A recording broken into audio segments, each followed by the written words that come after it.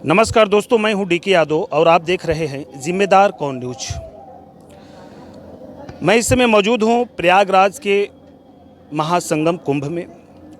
संगम का समागम मौनी अमावस्या के दिन एक ऐसी अप्रत्याशित घटना घटी जिनको शब्दों में बयां कर पाना संभव नहीं। उस घटनाक्रम में, उस भगदड़ में अपने परिजनों को खोई हुई एक बहन मेरे पास मौजूद है और आंखों देखा हाल इससे जानेंगे तो आपका रोंगटा खड़ा हो जाएगा। आपका क्या नाम पड़ेगा? सर मेरा नाम संयोगिता यादव।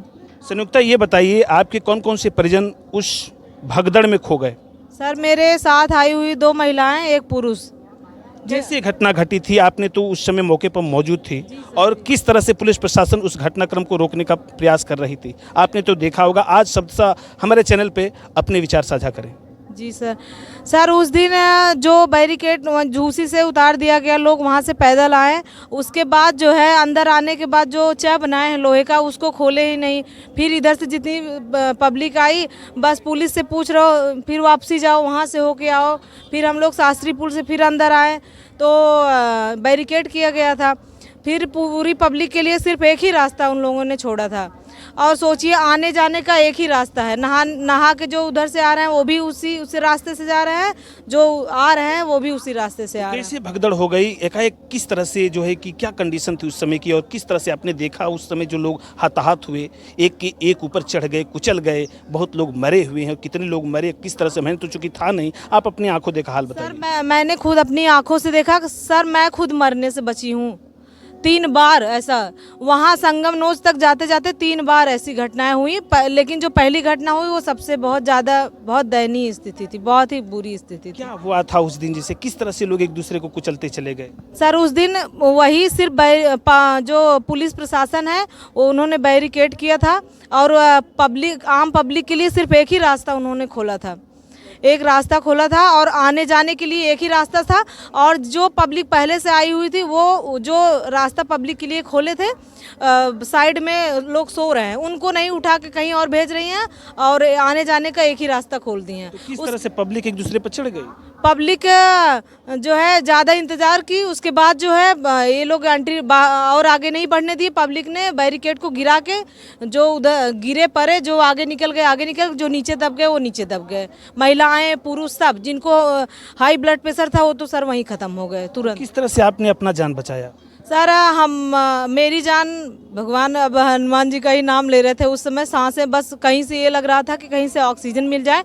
और खुद मेरे जो 7 महिलाएं थी, मैंने उनको बचाने की कोशिश की, संभव था कि वो बच जाए, नहीं तो मुझे पिछले घर से भी डांट पड़ सकती। मेरे जिम्मेदारी पे आई तो हैं। आप बताइए, आप बता रही थी अभी कैमरा ऑफलाइन था कि आपका जो वस्त्र है वो भी आपका नहीं है, मोबाइल सब खो गया है। किस तरह से आपका परिधान कहाँ से पाई आप और क्या उस समय का मंजर था? सर हमने अपनी जान बचाने के लिए मेन नोज संगम पे हम कूद पड़े गंगा जी में। सर मेरी जान बची गंगा जी में। फिर मैं गीले कपड़े में वहाँ मैंने नहाया। मौनी अमावस्या के दिन सुबह शुभ जब सूरज निकल रहा था, तुरंत वही मैं नहा के निकली तो मेरा कपड़ा, बैग, फ़ोन सब, और महिलाएं भी गायब। एक पुरुष था उनके साथ। फिर हम आए, जगह जगह सर ठंड में गीले कपड़े में पूछते हुए आ रहे हैं कि नीचे सर गमछा लपेट के, ऊपर नीचे गीली पैजामी, ऊपर से गमछा लपेट के, ऊपर गीला कपड़ा पहन के हम आए हैं। जगह जगह पुलिस प्रशासन से पूछ रहे हैं, सर नाम अनाउंसमेंट करवा दीजिए, नहीं तो कुछ कपड़े दीजिए, पैसे का हेल्प। सर कुछ भी नहीं, कोई किसी, सारे पुलिस वाले बोल रहे हैं आगे जाइए, बहन जी आगे जाइए। अब उस दिन जो है कि आप अपनी आंखों देखा हाल, आपको कैसा लगा जो कितने लोग उसमें हताहत हुए? मैं खुद की परेशानी, मैं खुद बची। मैं तो सोच रही थी मैं भी मर जाऊं, मर गई होती उन लोगों के साथ। इतने बेमौत मरे। और जो भी मरे हैं कर्नाटक, इधर आंध्र प्रदेश, यहाँ बहुत जो बाहरी लोग ज़्यादा मरे हैं क्योंकि उनके पास उतनी एनर्जी नहीं थी।